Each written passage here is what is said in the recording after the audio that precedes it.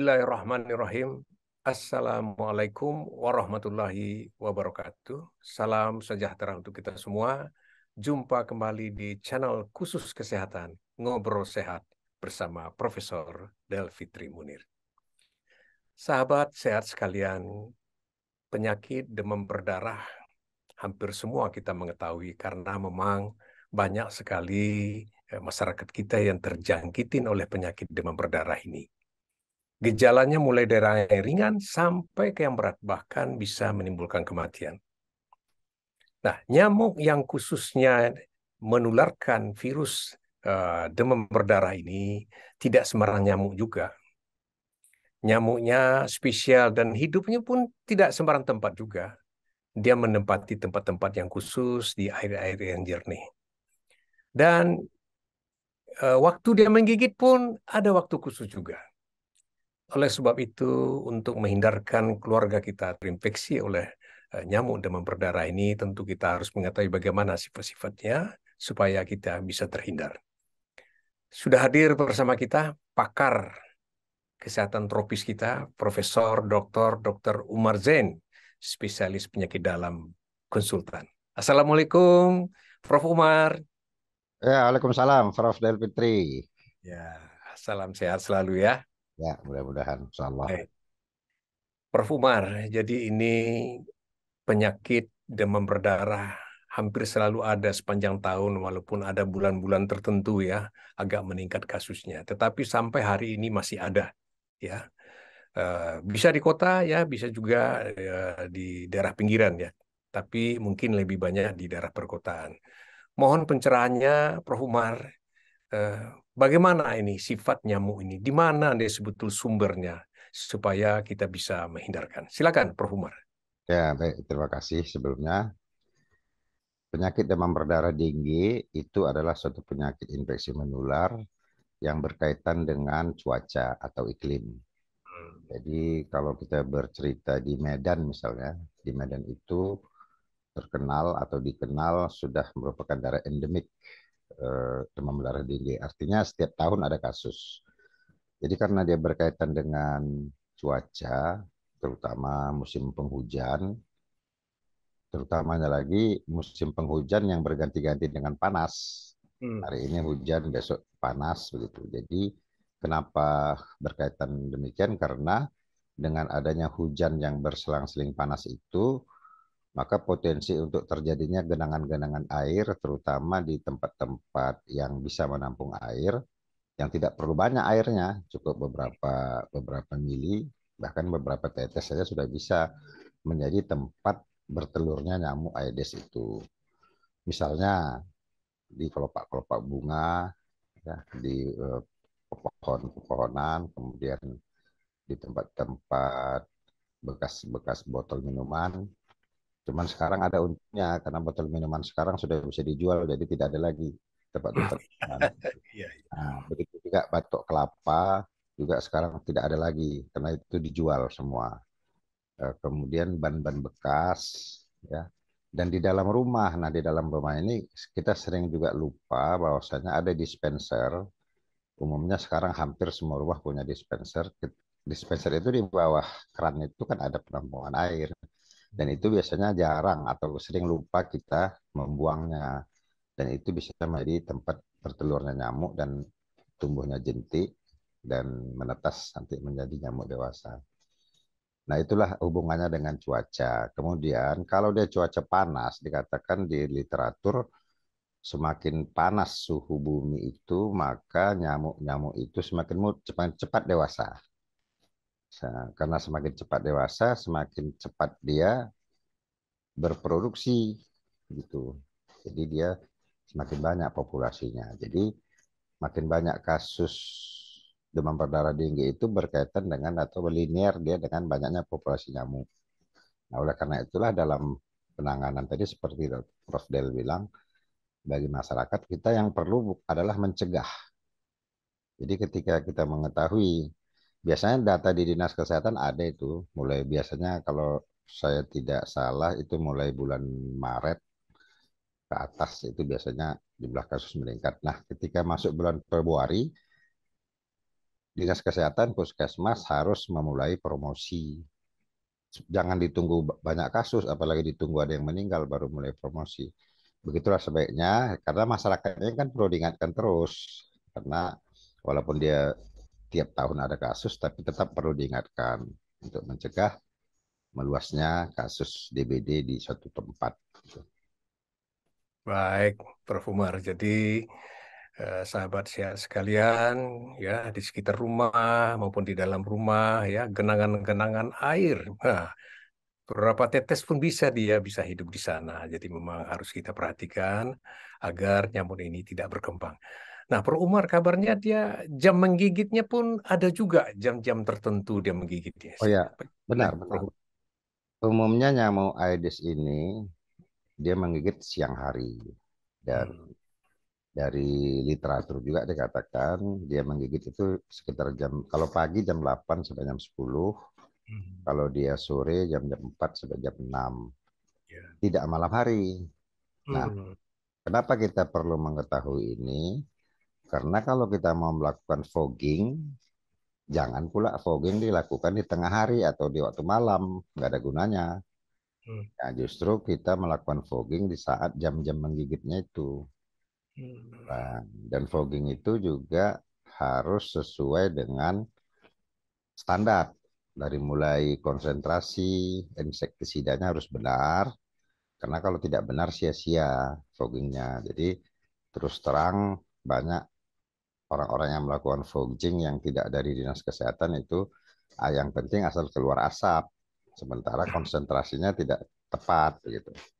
Nah, jadi rasanya kalau begitu sia-sia. Kemudian fogging itu juga harus supaya dia maksimal, harus dilakukan 100 meter radius daripada tempat kasus. Misalnya di rumah satu penduduk ada kasus, maka 100 meter ke samping, kiri, kanan, depan, belakang itu di fogging. Juga termasuk di dalam rumah. Hmm. Jadi orang-orang yang berada dalam rumah, makanan-makanan ditutup semua, dilakukan fogging, seluruh ruang-ruang dalam rumah itu harus dikenakan asap fogging itu. Nah, kalau memang foggingnya benar, nanti setelah asap itu hilang, nanti nampak itu bertaburan nyamuk itu. Hmm. Kayak gitu. Baik. Jadi sahabat sehat sekalian, berhati-hati ya. Justru tidur malam aman ya. Nah, Itu siang aman. hari ya, baik di rumah maupun di kantor ya, perlu kita jaga ini, terutama anak-anak yang tidur pagi, misalnya jam 8 tidur atau sore gitu ya. Ya paling tidak kita awasin atau kita selimutin dengan benar ya pada jam-jam tertentu. Dan juga di kantor juga bisa ya. Jadi kita pun bagian tubuh kita yang terbuka ya bukan sasaran juga dari nyamuk itu. Tapi mungkin dalam keadaan bergerak mungkin agak kecil kemungkinan dia menggigit. Nah, bagi yang tidur inilah ya, tidur sore atau tidur pagi, nah ini mungkin lebih berhati-hati terutama pada anak-anak. Tapi yang paling penting bagaimana kita menghilangkan lokasi-lokasi atau kondisi-kondisi di mana nyamuk itu bisa berkembang. Nah, Prof. Umar, ini kalau seandainya terkena gigit lah, terinfeksi lah satu orang ya, atau taruhlah anak-anak gitu ya. Apa gejala awal yang kita memungkinkan kita menduga ini kemungkinan demam berdarah? Bagaimana, Prof. Umar? Ya. Ketika kita nyamuk menggigit kita, atau seseorang digigit nyamuk yang di dalam salivanya ada virus DBD, maka setelah melalui masa inkubasi sekitar 5 sampai 8 hari atau seminggu, maka akan timbul demam. Sifat demam daripada infeksi virus dengue ini adalah demamnya akut. Hmm. Artinya hampir semua virus memang memberikan gejala demam akut. Tapi walaupun tidak semua, tapi khusus DBD ini demamnya akut. Artinya demam itu timbul mendadak. Hmm.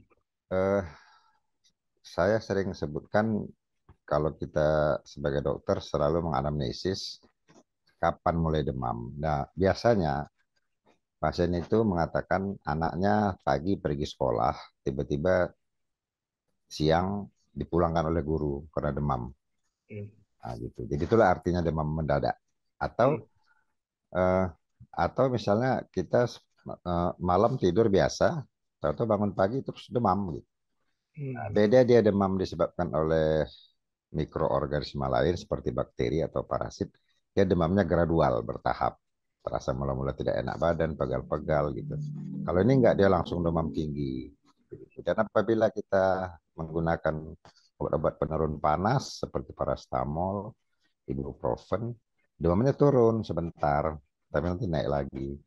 Hmm. Nah, itu demamnya. Kemudian biasanya kalau sudah hari ketiga demam, biasanya hari ketiga demam, tapi bisa juga nampak hari kedua, itu ada rash atau kemerahan pada kulit, terutama di wajah, di dada, begitu.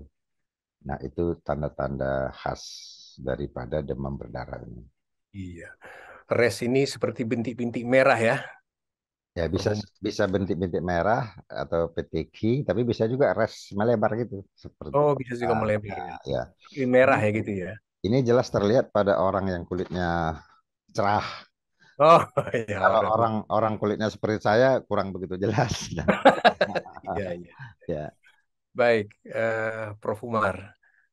Kalau sudah curiga begitu, tentu penanggulangan harus segera dilakukan ya, karena komplikasi kadang-kadang cukup berbahaya juga. Apa yang bisa dilakukan di rumah dan kalau di rumah sakit itu dilakukan apa? Tindakan apa, Prof. Umar? sebenarnya kalau kita menemukan gejala itu tentunya sebaiknya memang diperiksakan ke dokter. Dan tugas dokter lah untuk menegakkan diagnosis apakah ini benar. Jadi kalau misalnya di Medan itu, kalau ada demam akut begini, DD diferensial atau diagnosa banding pertama kita itu harus DBD Hmm. sebelum dia terbukti lain. Nah masalahnya kalau dia baru demam 1 hari 2 hari, siapapun dokternya nggak bisa membuktikan itu DBD karena belum ada diagnostik atau pemeriksaan penunjang yang bisa membuktikan. Kalau kita memeriksa trombosit, biasanya trombosit itu masih normal. Dia hari ketiga baru menurun. Tetapi ada satu penanda yang bisa dilihat oleh dokter, dokter umum juga bisa melihat pada pemeriksaan darah rutin. Biasanya itu leukositnya rendah Hmm. atau sudah nampak mulai merendah gitu, walaupun masih normal. Kemudian limfosit Hmm. komponen, nah, komponen dari leukosit itu yang perlu diperhatikan. Kalau itu sudah menurun, bolehlah kita suspek itu demam berdarah, walaupun trombositnya masih normal. Kemudian yang kedua, ini untuk dokter, sebenarnya mudah. Dia, dia diagnosis demam berdarah dengue itu kita bagi dua. Ada yang tanpa gejala bahaya atau warning warning sign, dengan warning sign atau gejala-gejala bahaya. Jadi kalau yang dengan gejala bahaya itu dia demam dengan mual muntah, ya, demam mual muntah, kemudian ada perdarahan, ada gangguan kesadaran, dan kalau dia eh, kita periksa mungkin ada tanda-tanda mengarah ke presok begitu. Nah, itu aja yang kita curiga. Kalau kita jumpa yang begitu, itu sudah warning sign. Bisa saja dia tidak berlanjut berat, tetapi kemungkinan besar untuk berlanjut berat kalau tidak ditangani dengan baik dengan pemberian cairan, ini akan bisa merepotkan nanti ketika dirawat di rumah sakit. Jadi kalau sudah ada tanda-tanda warning sign, terutama mual muntah, walaupun Hmm. kondisinya masih merasa badannya masih tidak begitu lemah, sebaiknya dirawat di rumah sakit dan diinfus. Iya. Di pengobatan utamanya apa, Prof. Umar? Hanya cairan, Hanya cairan ya. hanya cairan. Tidak dibutuhkan obat-obat antibiotik, apalagi antibiotik, antivirus juga tidak diperlukan. Karena dia virusnya itu nanti akan berakhir sendiri setelah melalui masa krisis atau masa eh, periode pertumbuhannya. Karena dia tidak bisa menjadi kronik. Gitu. Iya, baik. Jadi pengobatan utamanya adalah cairan dan cairan tentu melalui infus dan kalau infus tentu harus dilakukan Rumah di rumah sakit. sakit, rumah Ya, sakit. ya. Prof. Umar, apa komplikasi-komplikasi yang agak berat atau berbahaya dari DBD ini? Ya, komplikasi yang kita takutkan ya. Bahkan dokter sendiri pun kalau sudah jumpa komplikasi dia pun juga stres menanganinya, yaitu pertama shock. Shock itu bisa shock dengan perdarahan, bisa perdarahan tanpa shock, bisa juga shock tanpa perdarahan. Jadi dua, tiga itu perdarahan saja tanpa shock, shock saja tanpa perdarahan. Yang paling berat perdarahan dengan shock. Nah, kalau begitu sudah dibutuhkan transfusi secepatnya. Hmm. Bahkan kadang-kadang dibutuhkan perawatan intensif di ICU.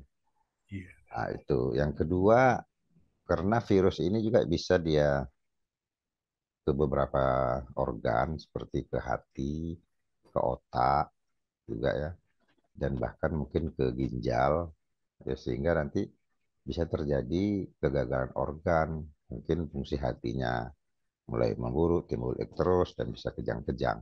Nah, kalau sudah dia komplikasi ke organ, sudah melibatkan berbagai disiplin.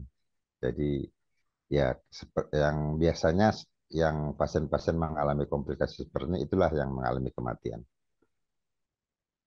Baik, jadi cukup serius juga rupanya komplikasinya ya. Tentu menjadi perhatian kita bersama ya, supaya keluarga kita terhindar dari infeksi DBD ini.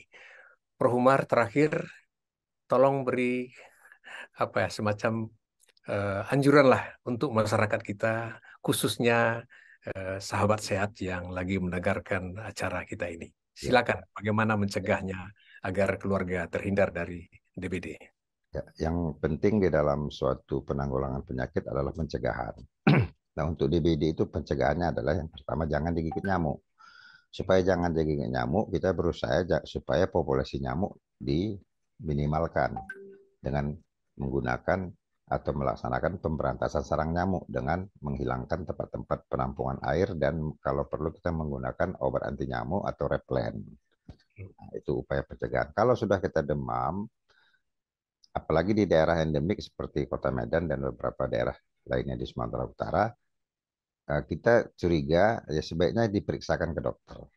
Kalau memang sudah kita duga DBD, lebih baik kita duga DBD ternyata tidak daripada kita merasa bukan DBD ternyata DBD. Ya. Jadi jadi artinya lebih bagus dirawat dulu. Ternyata nanti setelah dirawat diperiksa darahnya 2-3 kali, ternyata bukan DBD ya nggak ada masalah begitu. Nah, kemudian satu lagi jangan tergiur dengan pengobatan-pengobatan yang bukan dari orang-orang yang berkompeten. Ya, Ya. seperti katanya minum jus jambu dan sebagainya, minum berbagai jenis sop tertentu, ya. Nah, itu tidak terbukti secara ilmiah dan itu sebaiknya dihindarkan. Begitu saja, Prof. Del. Iya, baik. Sahabat sehat sekalian, semoga perbincangan kami ini akan bisa bermanfaat untuk kita semua. Tentu terutama bagaimana supaya keluarga kita terhindar dari infeksi demam berdarah ini. Karena memang sampai hari ini demam berdarah tetap ada kasusnya walaupun dia melonjak pada musim-musim tertentu. Semoga bermanfaat. Terima kasih Prof. Umar atas Ya, waktunya. sama-sama. Wabillahi taufiq wal hidayah. Wassalamualaikum warahmatullahi wabarakatuh. Waalaikumsalam warahmatullahi wabarakatuh.